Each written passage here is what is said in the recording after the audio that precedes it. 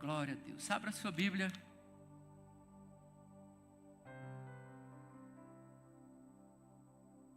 Em 1 Pedro. Tem ceia hoje ainda, amados. Eu prometo que vou ser bem breve aqui na mensagem, para a gente ter um tempo bem maravilhoso de ceia. 1 Pedro capítulo 1, verso 18 e 19. Apenas esses dois versos. Está ali na tela, para você que não trouxe Bíblia. Acompanhe. Diz assim a palavra do Senhor: sabendo que não foi mediante coisas corruptíveis, como prata ou ouro, que fostes resgatados do vosso fútil procedimento que vossos pais vos legaram. Eu vou repetir essa primeira parte. Sabendo que não foi mediante coisas corruptíveis como prata ou ouro. Pergunta, o Rodrigo que gosta dessas coisas, né, também. Prata e ouro é corruptível? O ouro também? Depois eu explico.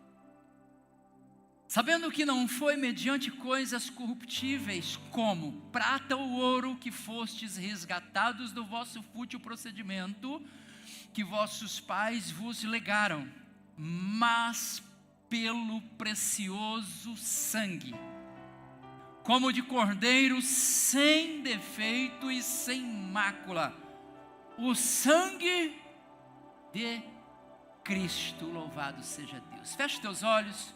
Vamos orar mais uma vez. Pai querido, Deus amado, em nome do teu Filho Jesus, queremos render graças ao Senhor.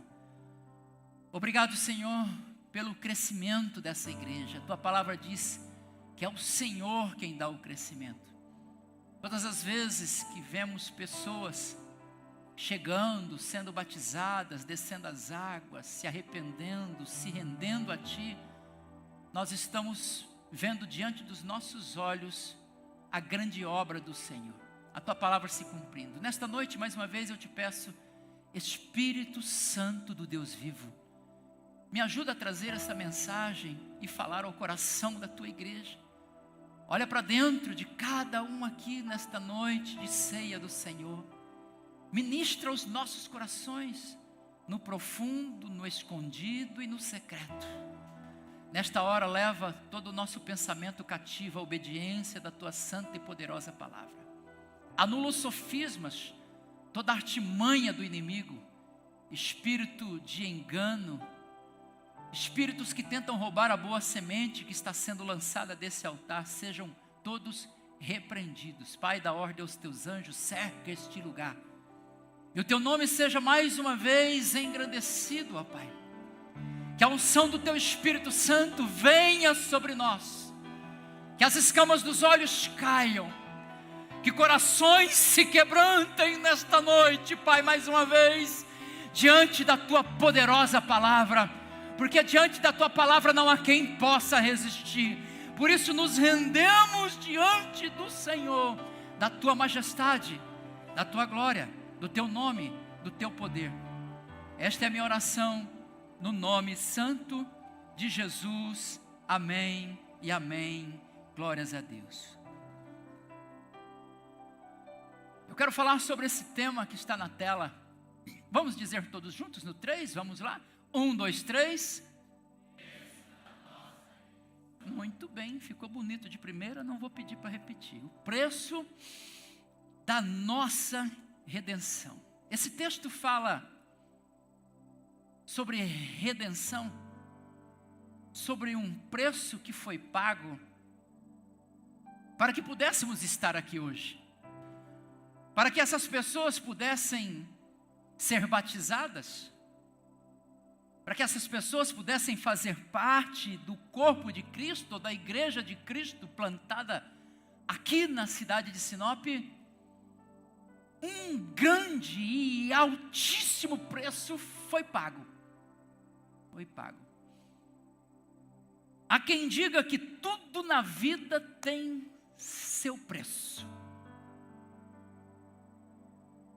Principalmente para aqueles que são abastados de dinheiro, que não é o meu caso.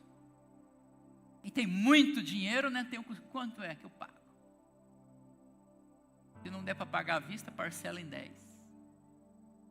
Então tem aqueles que diz que tudo tem seu preço. Um diamante vale o que alguém esteja disposto a pagar por ele. Por mais caro que seja um diamante, ele tem seu preço. O diamante Cullinan recebeu esse nome por ser o maior diamante já extraído da terra, como pedra bruta, 3.106 quilates. Esse diamante foi avaliado em 400 milhões de dólares. Isso há muitos anos atrás. Hoje já nem se sabe o valor, segundo algumas pesquisas, passa já de bilhão. Uma obra de arte vale o que alguém deseja pagar por ela.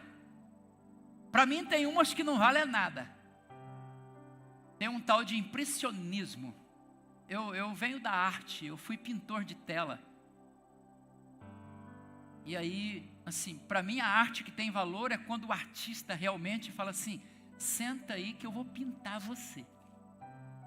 Ou senta na beira de um rio e, sabe, uma foto, uma paisagem de um pôr do sol, umas árvores com os galhos secos ali, umas árvores verdes, aquela neblina sobre a água. E aí o artista consegue trazer isso para uma tela. Para mim, artista é isso. Porque tem umas artes que só o sangue do cordeiro. Mas tem umas artes que têm muito valor, como uma tela pintada por Leonardo da Vinci, conhecida como Salvador do mundo. Foi um retrato de Cristo que Leonardo da Vinci pintou. Foi avaliada em 450 milhões de dólares também. É muito dinheiro, não é verdade? Uma casa, uma mansão tem seu preço. Esses diamantes, essas telas, em um determinado período está na mão de alguém, em um determinado período está na mão de outras pessoas, porque de repente alguém resolve fazer um leilão dessas obras preciosas. E lá vai alguém e paga. Tem gente que paga. Tem mansões que valem milhões ou até bilhões. E os carros? Sinop hoje está sendo conhecida já nacionalmente como uma das cidades do interior que mais tem carros de alto valor. Já tem desfiles de carros importados de alto valor no sábado, né? Ferrari, Lamborghini, Porsche, 3 milhões, 4 milhões, 5 milhões, 7 milhões. Apenas para dar uma voltinha num final de semana. Mas tudo isso tem um preço. Tem gente que vai lá e paga. Agora a minha pergunta para a amada igreja nesta noite é a seguinte: você sabe me dizer quanto vale uma alma?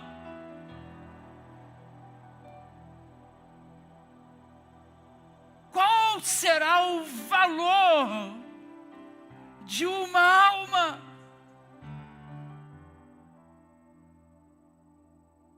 Talvez pelo valor ser um valor inestimado, que a Bíblia vai dizer: de que adianta o homem ganhar o mundo inteiro e perder a sua própria alma? E é daí que sai o jargão e não um versículo bíblico que uma alma vale mais que o mundo. E talvez você falou até hoje, dizia assim: está na Bíblia ainda. Está mesmo, mas não dessa forma. Quanto vale a sua alma? Porque quando Deus decidiu resgatar o homem, nós estamos falando sobre o preço da nossa redenção. E a palavra redenção, ela fala de um resgate. Quando Deus decidiu resgatar o homem da escravidão do pecado, Ele não pagou com o valor de uma obra de arte de Leonardo da Vinci, tampouco com o valor do diamante mais caro, ou com pratas e pedras preciosas, conforme Pedro vai descrever aqui, não. Ele pagou com a vida e o sangue do seu Filho Jesus. Por aí você passa a entender o valor de uma alma.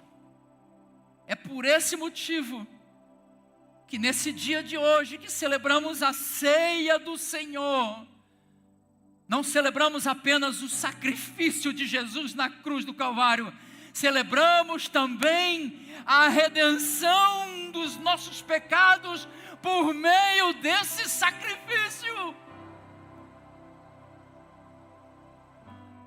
Porque fomos comprados. E a nossa redenção, ela aponta para 3 verdades, fala de 3 verdades. E eu quero falar rapidamente sobre essas verdades para que nós possamos ceiar. A primeira verdade sobre a nossa redenção é sobre o valor que Deus atribuiu à nossa alma. Preste atenção nisso aqui. Quando um diamante vai ser apreciado, eles chamam os peritos em pedras preciosas para avaliar a qualidade do diamante. Se ele tem fissuras, o tamanho da pedra, dê uma estudadinha. Estou dentro ou não? Se tem fissuras, o tamanho da pedra, então peritos vão olhar e vão avaliar. Quanto vale essa pedra? Quando uma obra de arte vai ser avaliada, ela vai ser avaliada por quem fez, quem pintou. Quem foi esse artista que pintou? Quantos anos essa obra já se submeteu ao tempo, a durabilidade dela? Qual a história que está por detrás dessa obra de arte? Tudo isso agrega preço, agrega valor sobre ela. Especialistas é que fazem essa avaliação.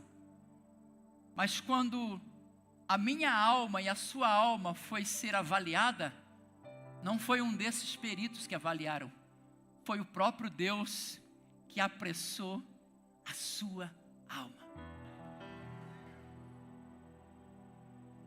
Foi o próprio Deus que colocou esse preço tão alto.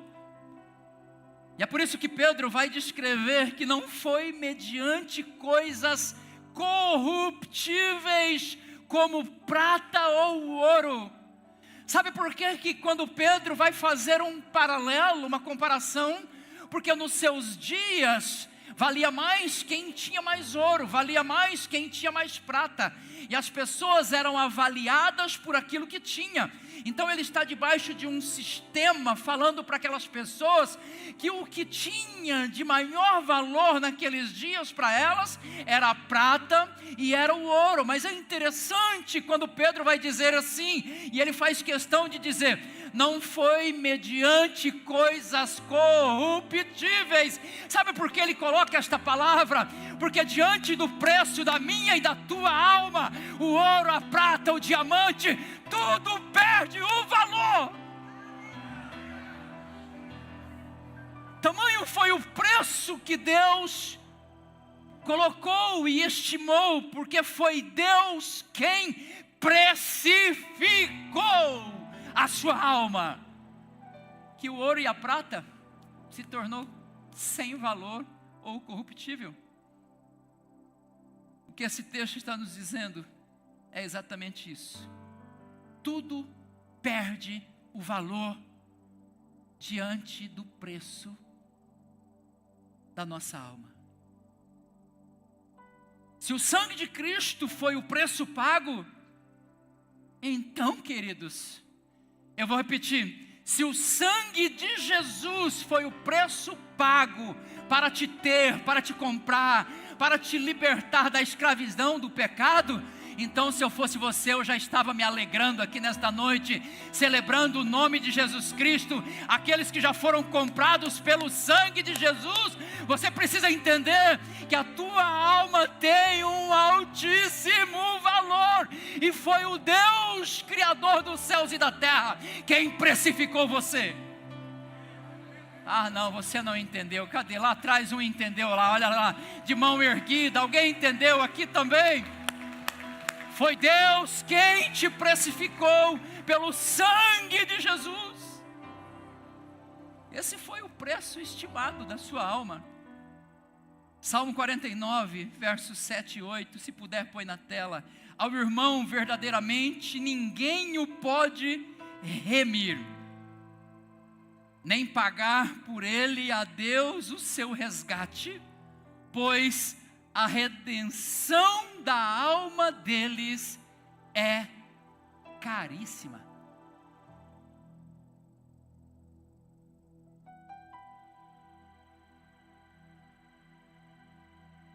Eu não sei como você tem vivido diante das realidades do mundo. Eu não sei o que você tem ouvido das pessoas, ou talvez ouvido do seu próprio espírito dizendo para você que talvez você não tem muito valor. De repente, diante de algumas circunstâncias, num relacionamento, numa frustração da vida, numa decepção, de repente você deita a cabeça no travesseiro se pensando: quem eu sou? Não tenho valor. Por que as coisas acontecem comigo? Ei, não, mude esse pensamento a partir de hoje. Foi Deus quem precificou você. O preço da tua alma não tem ouro, não tem diamante, não tem prata, não tem pedras preciosas que pode comprar. Você é obra preciosa e obra-prima do Deus Todo-Poderoso. E você precisa viver isso no seu dia a dia. Porque numa celebração de ceia como hoje, queridos, muitos chegam à mesa se sentindo indignos. Muitos chegam à mesa se sentindo fracassados. Muitos chegam à mesa se sentindo desvalorizados ou sem valor. Mas Deus fala com você nesta noite: você é uma obra-prima de um valor inestimado.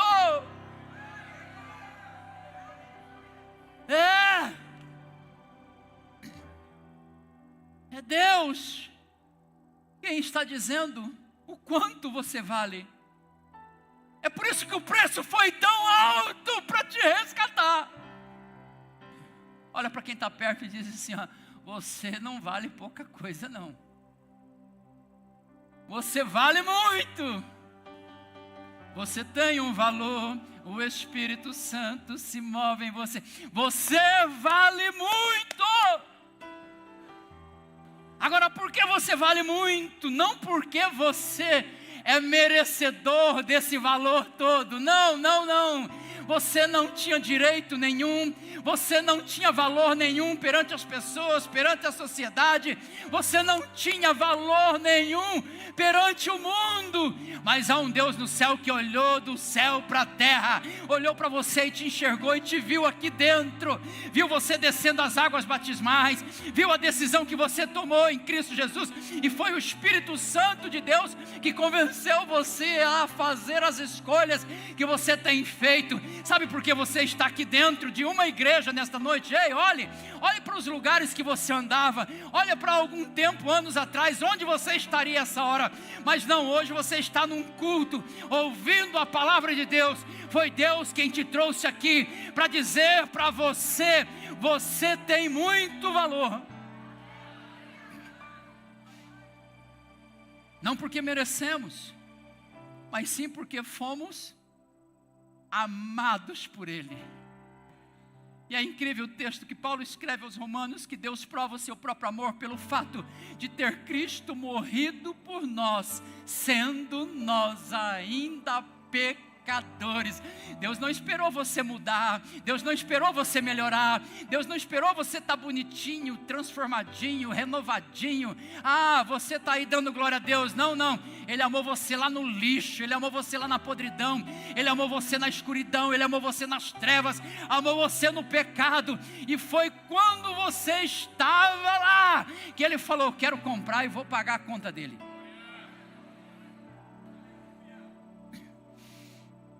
segunda condição é sobre a condição de escravos em que vivíamos. Fostes resgatados do vosso fútil procedimento que vossos pais vos legaram. É o que diz o texto. Fostes o quê? Diga, resgatados. A palavra resgate era usada para escravos comprados nos mercados de Roma. Roma havia ocupado todas as nações e todo o espaço, e os outros povos se tornaram, em sua época, mais de 30% da população eram escravos. E havia aqueles escravos que eram vendidos nas agoras, eram chamados, eram mercados de escravos. Imagine você ir no mercado, fazer compra, mas não. As pessoas, os senhores, os homens de dinheiro, iam para o mercado comprar escravos. Aqueles que tinham lavoura, aqueles que plantavam, ia para o mercado e escolhia os escravos e comprava os escravos. Então, quando o texto está dizendo que nós fomos resgatados do nosso fútil procedimento que vossos pais nos legaram, o que a Bíblia está dizendo é que éramos escravos. Escravos do pecado, escravos da condenação e da maldição, das maldições, escravos das enfermidades, escravos da mentira, escravo dos pecados que são atuantes naqueles dias e até os dias de hoje, da prostituição, da pornografia, da mentira, do engano, escravos de todas essas coisas, das paixões latentes da nossa carne, escravos da miséria, mas principalmente escravos da morte. Nós éramos escravos e estávamos no mercado de escravos. Mas foi lá nesse mercado de escravo que Deus olhou para mim e para você e decidiu nos comprar. Ele desceu lá, olhou para aqueles que estavam cativos e trancafiados, aprisionados, prisioneiros de sentimentos, prisioneiros de mágoas, prisioneiros de feridas da alma, por detrás das grades dos cativeiros emocionais. Ele te enxergou lá, nesse mercado de escravo, desceu lá e pagou um preço para libertar você do cativeiro. E passou então a partir de ali ser o teu dono. Eu vou repetir: você era escravo do mundo, você era escravo do diabo, você era escravo de todas as paixões do mundo. Mas Jesus Cristo foi lá no mercado de escravos, comprou você, pagou um preço por você. E você hoje é chamado de raça eleita, sacerdócio real, nação santa, de um povo de propriedade exclusiva do Deus Altíssimo. E Ele vai dizer: você que não era povo, agora é chamado de povo de Deus. Você que não havia achado misericórdia, agora vocês encontraram a misericórdia. Ele vos transportou do império das trevas para o império da luz do Filho do seu amor. Isso é redenção, isso é resgate. Então é sobre essa condição que nós precisamos ter consciência, sobre a condição de escravo que vivíamos. Mas Ele foi lá e pagou o preço por você. A palavra fútil que é usada aqui significa vazio, inútil, sem valor e sem propósito. Quando ele usa o termo dizendo assim: fostes resgatados do vosso fútil procedimento Ele está dizendo assim: você não tinha valor nenhum. Você não tinha propósito nenhum. Você vivia uma vida sem significado, uma vida vazia. Mas Ele te tirou da escravidão para te dar um propósito. Ele te tirou da escravidão para te dar vida, e não só vida, mas vida em abundância. Ele te tirou da escravidão para te dar um plano de vida, não só terrena, mas um plano de vida eterna. Ele preencheu os vazios da sua alma, e é por isso que hoje nós temos a alegria de dizer: eu sou livre em Cristo Jesus. Quem pode dizer aí? Erga suas mãos, aplauda o nome de Jesus e alegre-se com Ele. Somos livres, livres pelo sangue de Jesus Cristo. Jesus veio nos libertar não apenas da escravidão, mas veio também nos dar propósito de vida para a nossa existência. Eu me lembrava, quando meditava nesta palavra, ano de 98, 99, 2000 e 2001. Foram os anos que eu vivia sozinho. Tinha boas condições. Dentro das minhas condições, eu penso como boa. Não estou comparando com ninguém. Mas eu tinha uma casa boa, morava sozinho, casa com piscina, podia desfrutar com os meus amigos, tinha um carro novinho na garagem, poderia sair e ir para onde eu quisesse, tinha minha empresa, tinha meu dinheiro, e eu saía pelas ruas da cidade de Sinop, e curtia a noite na balada, sempre na noitada, com um grupo de amigos aqui, um grupo acolá. Bebida, dança, festa e tudo mais que a vida e o mundo pode oferecer. Mas não foram poucas as vezes que, ao voltar para casa sozinho, eu deitava a cabeça no travesseiro e demorava para pegar no sono, chorando, tentando entender o vazio da minha existência. Escravo das minhas paixões, escravo das coisas do mundo, das coisas dessa vida, achando que era livre. Mal sabia eu que eu era escravo do pecado. Mas em um determinado momento, na virada de 2001 para 2002, eu fiz a minha última viagem de balada. Fui com um amigo para Camboriú. E lá nas festas entrava naquelas boates e danceterias e nada tinha sentido. Por quê? Porque eu já estava indo na igreja há uns 2 meses. E a semente do Evangelho de Cristo Jesus já havia sido lançada na minha vida. Eu me lembro que eu entrava naquelas danceterias, mas nada tinha prazer, nada tinha alegria. Eu olhava aqueles inferninhos da vida. Meu Deus, o que eu estou fazendo aqui? Acho que eu preciso tomar uma tequila. E tomava uma tequila. E a tequila não fazia efeito. Não, eu acho que tem que tomar um Ballantines. Tomava. E não fazia efeito nenhum. Mal sabia eu que o Espírito Santo de Deus já estava me arrancando da escravidão. Quando eu voltei dessa viagem de férias, imediatamente fui para um culto. E quando eu fui para esse culto, eu me deparei com pessoas alegres, cantando e dançando. E eu disse: é isso aí que eu quero para a minha vida. Logo em seguida fui para um encontro com Deus, e lá nesse encontro com Deus, Ele me achou. Mas não foi eu que achei Ele, foi Ele que me achou. Vazio de alma, vazio de pensamentos, de sentimentos, vazio de tudo.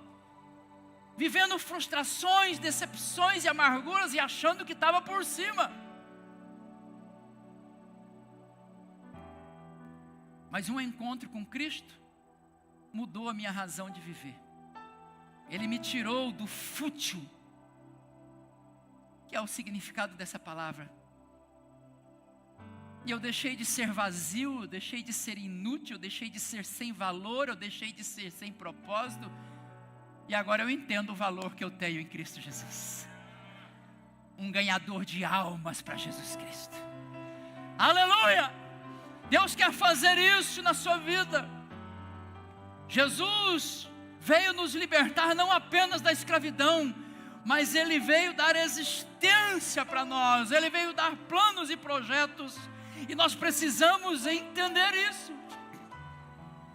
Porque quem não entende a profundidade da escravidão que o pecado causou em nós, jamais compreenderá o valor do sangue derramado para te comprar.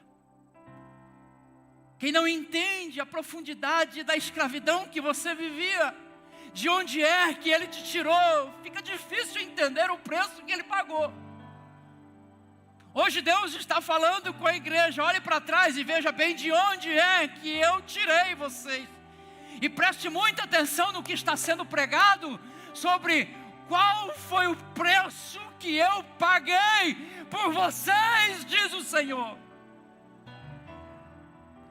Porque quem sabe o valor que Cristo pagou, não se entrega para qualquer coisa, não se doa para qualquer um, não se vende barato e nem caro, porque a tua alma tem um preço inestimável. A terceira verdade que esse texto nos revela é sobre a moeda que Deus usou para nos comprar. O texto vai dizer no verso 19: mas pelo precioso sangue, como de cordeiro sem defeito e sem mácula, o sangue de Cristo Jesus. Entenda bem, queridos. Deus é Espírito. Diga: Deus é Espírito. A Bíblia diz isso, Evangelho de João, capítulo 4, verso 24. Deus é Espírito. E se Deus é Espírito, Pai, Filho e Espírito Santo também é Espírito. E se os três são Espírito, como tirar sangue de um Espírito? Fala para mim. Se Deus é Espírito e Jesus é Deus, Jesus também é Espírito. Agora, como tirar sangue de um Espírito? Porque quando nós estávamos presos no cativeiro do pecado, o único preço da redenção possível de nos tirar de lá era o preço de sangue. Mas não poderia ser qualquer sangue. A antiga aliança toda viveu debaixo do sacrifício de sangue de animais. Todos os anos, os cordeiros eram mortos. Mas isso só cobria o pecado temporariamente. Mas a promessa de Deus é que viria o seu próprio filho, que não iria mais cobrir o pecado, ele iria tirar o pecado do mundo.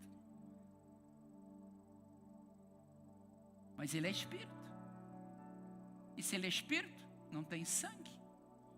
Então sabe o que eu estou querendo dizer? E Deus está querendo falar: a moeda com que foi usada para comprar a minha alma e a tua alma, nem sequer existia, porque ouro, prata já existia, diamantes existiam, as coisas celestiais, as preciosidades celestiais do céu já existiam, tudo isso já existia, mas sangue inocente não existia. Mas aprove a Jesus Cristo,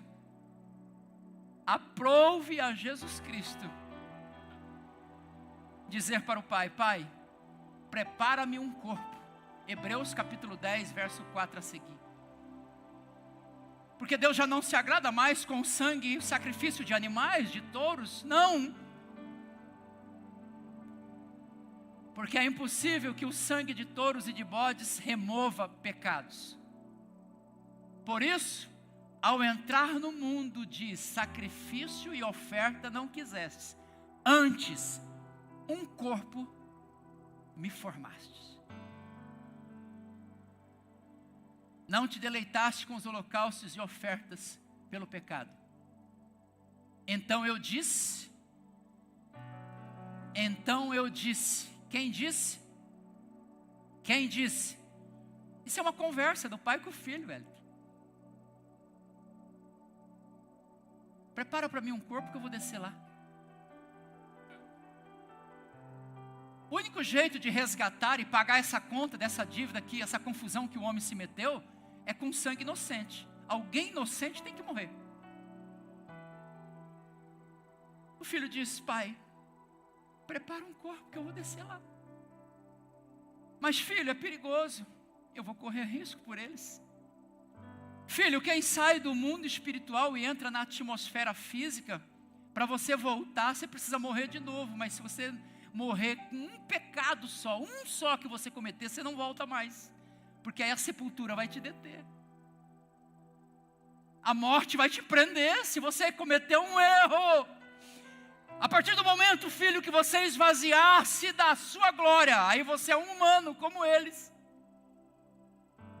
E sendo humano como eles, você corre riscos de cair numa tentação, de uma Jezabel da vida, de cair numa tentação de um escriba, de um fariseu, de alguém que vem, de cair em qualquer tipo de tentação, de uma palavra. Você corre risco. Você vai encarar mesmo assim, filho? Prepara-me um corpo, pai. Evangelho de João, capítulo 1, verso 14. E o verbo se fez carne e habitou entre nós, cheio de graça e de verdade, e vimos a sua glória, glória como do unigênito do Pai. Sabe por que o verbo se fez carne e habitou entre nós? O verbo se fez carne para gerar um sangue em suas veias, para que depois, quando com 30 anos de idade, queridos, ele começa a cumprir o seu ministério, e com 33 anos de idade, como um cordeiro santo, ele é levado ao matadouro, e ele é pregado naquela cruz, ele é furado, ele é açoitado, ele é machucado, e o sangue dele é derramado. A moeda, o estáter já existia, o denário já existia, a prata já existia, o ouro já existia. O que não existia para comprar aqueles que estavam no mercado de escravo era o sangue inocente. Mas Jesus Cristo veio para gerar esse sangue, e quando ele derrama o seu sangue na cruz, a moeda de compra está sendo gerado. E aí então é o que o texto de Apocalipse 5:9 vai dizer: porque fostes morto e com o teu sangue comprastes para Deus os que procedem de toda tribo, língua, povo e nação, e para o nosso Deus, e o constituístes reinos e sacerdotes, e reinarão sobre toda a terra. Louvado seja o nome de Jesus. Jesus! Você foi comprado, você foi comprado, você foi comprado, você foi comprado com preço de sangue. 3 perguntas precisam ecoar em nosso coração nessa noite. Já vamos participar da ceia. Qual o valor da sua alma? Foi Deus quem precificou. Sua alma não tem preço.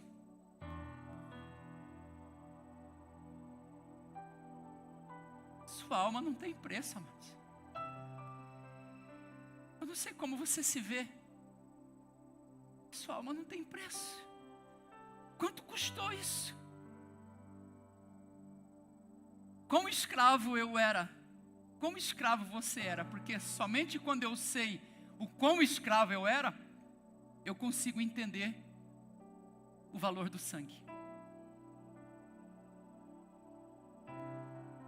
Quando eu consigo entender a profundidade da escravidão que vivíamos, então eu consigo também entender o valor do sangue que foi pago para me tirar dessa escravidão. E qual moeda foi usada? Uma moeda inexistente. Não houve antes dele e nem jamais haverá depois dele um sangue inocente como aquele, para nos redimir e para nos resgatar, para pagar o preço da nossa redenção e nos tirar do cativeiro da escravidão. Louvado seja Deus. Todas essas 3 perguntas, a morte de Cristo responde. Todas essas 3 perguntas, o sangue de Jesus responde. O sangue de Jesus responde. O sangue de Jesus responde. Quanto você vale? O sangue de Jesus responde. Quanto você custou? O sangue de Jesus responde. Nós vamos ceiar agora. E o participar da ceia é a celebração do que Ele fez por nós. O sangue de Jesus responde. Quero chamar os diáconos aqui na frente.